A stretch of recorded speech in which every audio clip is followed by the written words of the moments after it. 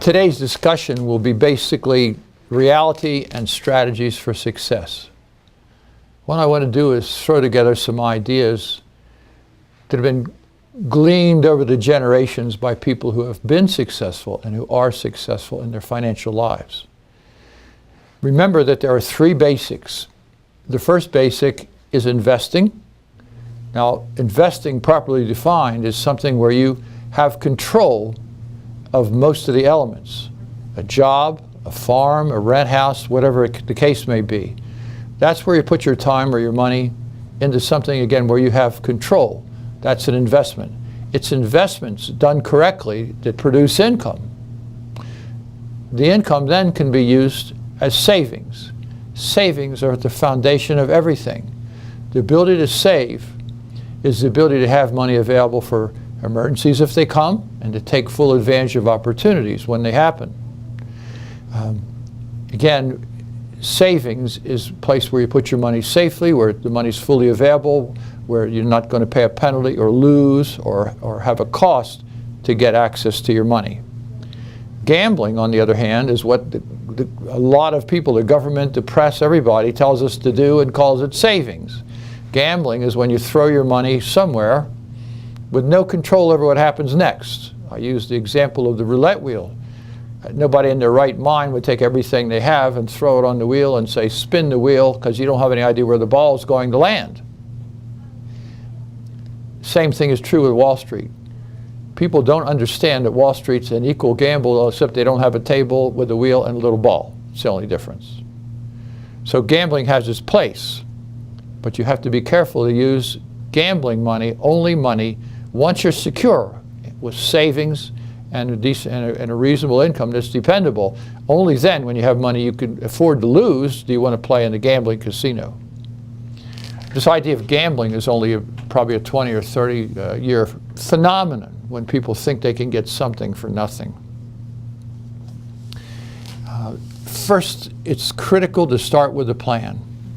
Unless an individual knows where he is, where he wants to go, how can he possibly design a strategy to get where he wants to go? That's critical. It's partly critical because once a person clearly understands where he is and where he wants to go and how he wants to get there, then when he evaluates different resources, different opportunities, he can determine for himself which of those resources or opportunities are appropriate for his goals. Most people just shoot in the dark. Try one thing that sounds good, another thing that seems good, and they don't work.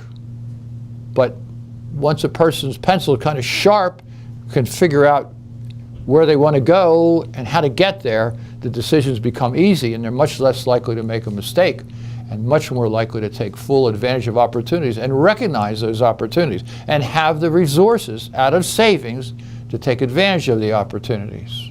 Costs eat into profits. There's a combination of things that are important. One is simplicity.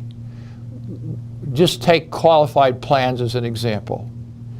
A person who has a qualified plan has the cost of an administrator.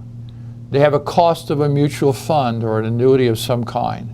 They have the inevitable taxes that are involved. They have the expenses that are involved in all those layers of help. The average return on investments over the last 20 or 30 years, investments, gambling in the stock and bond market, has been around 3%. Those several layers of expenses can cost 2, 3, 4, 5% a year. If you don't take control of your own investments and you have all those layers in between you and your money, just a 3% annual cost of one kind or another in 30 years will mean that the people managing your money will make 100% of what you started with, and if your money grew, they'll get even more, and that's a guarantee. Whether you make any money or not, I don't know, but they will make all the money that you invested. The only person at risk is the person who puts their money down. Wealthy people don't do that. That's how they get wealthy.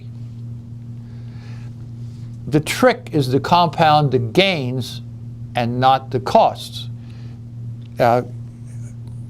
if we buy something, a rent house, if we want to gamble, a stock, but something we have control over, something we know something about. Like Warren Buffett, he doesn't buy a stock and just sit and wait for somebody else to do something. He buys a controlling interest. And with a controlling interest, he can determine the eventual outcome of the stock and the benefit of and the company and how much money the company can make. Small costs are insidious, just like my example of 3% a year overhead destroys your original capital in only 30 years. Negative compounding can be enormously destructive. Then we have to know when to buy. The old saw is to buy low and sell high. Obviously, it's absolutely true. Buying cheap and selling expensive is correct, but psychology is against us as human beings. The truth is that there's a bear market of some kind approximately every 3 years. In the last 15 years, we've had 2 major bear markets. Major bear markets tend to come approximately every 13 years. Wealthy people take advantage of that. They accumulate their funds over a period of time. And when a major bear market hits, that's when they buy. They buy solid assets that are just going down with the general panic, but are very, very undervalued. They buy them and then they hold them sometime for years, because even if the economy doesn't recover to become what it was prior, the recovery of those values over time can be a serious growth, and with little risk because the prices have already been driven down. The idea is to buy things people currently hate, people currently despise, people currently avoid. It's there where the major profits are. Most people are easy to convince to buy a stock, as an example, when the stock is high and going higher. How do you know you're not right at the edge of a big cliff? But if the stock just took a 50, 60, 70% hit, and it's a good company, and nothing has changed in the fundamentals, that's the time to buy. And set it aside. Watch it once a year maybe. Keep it for 10 years. The profits are likely to be enormous. I have one client who bought American Airlines a couple of years ago when the stock went practically to nothing. Now it's zoomed. He's made several $100,000 on this very small investment. That's the way it's done. He's successful. And the reason he's successful is he doesn't go with the crowd. The idea that when something, the value of a stock or anything else drops drastically, the idea is reverting to the mean.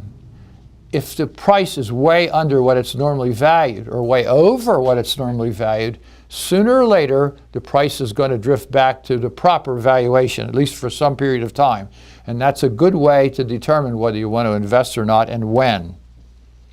Again, most people who invest on their own do well to make 3% a year.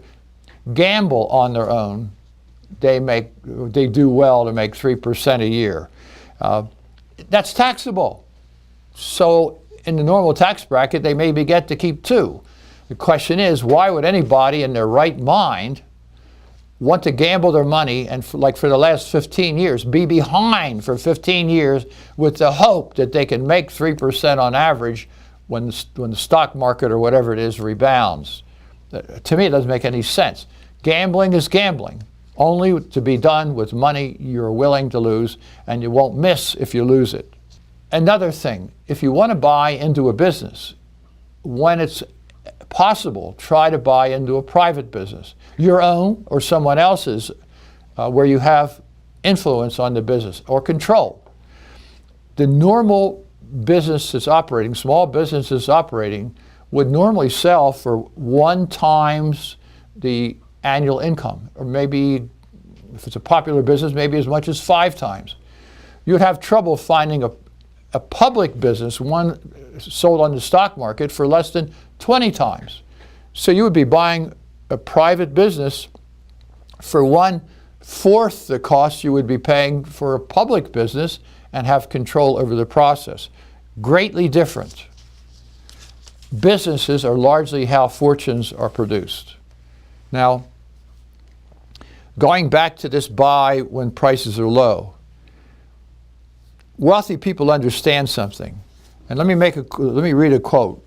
If you live long enough, bear markets are not a risk, but a certainty. This gives the investing Methuselah an entirely different investment strategy from the ordinary person. It pays to wait for a once-in-a-lifetime buying opportunity, a crash. We've had 2 of them in the last 15 years. And after each one, it's been profitable to get back in when people had the guts to do so. Most of the people I talk to, and many of my clients, do not have the capital to do that. That's why I've tried to work so hard to give them a capital base where they have control of their funds. So when the next one comes, and the next one's probably going to be a doozer, probably within the next 5 years, when the next one comes, they have the money freely available to take advantage of opportunities when the blood's in the streets. You can buy it once, right now, at a lifetime high price, maybe a lifetime low price. You just may be lucky. But if you're willing to wait until the price is crashed and have plenty of cash available, you can do a wonderful job of investing and to be successful. Recognize something. 95 out of every 100 Americans are wonderful people, but they fail financially. 95 out of 100. Why do only 5 succeed? 95 out of 100 follow the crowd. You simply can't do what most everybody does and expect to find substantially different results. You have to buck the crowd. Not just to buck the crowd, but to think. The people in the crowd are following one another. It's difficult psychologically and socially to buck the general trend of people's opinions. People are inclined to fall in line with those opinions. 95 out of 100 people will be wrong. If we pay attention to the facts, the trends, and do our own thinking, then when we make a decision, it will probably be different than the crowd. The crowd will think we're crazy, but in the end, when we succeed, our biggest problem will be they may be jealous that we did it right and they lost. I hope this is worthwhile. I intend to continue somewhat along these lines next month.